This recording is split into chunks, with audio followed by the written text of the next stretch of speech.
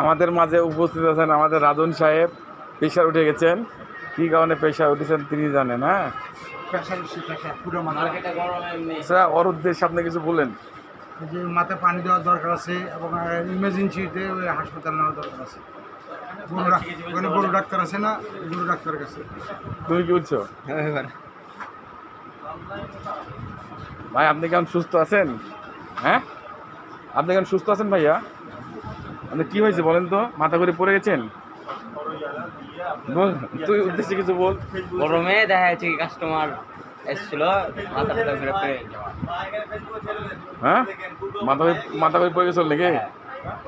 এত গরম? হ্যাঁ। দাদা আর কিছু বলতে চান আপনি? ধন্যবাদ। ধন্যবাদ।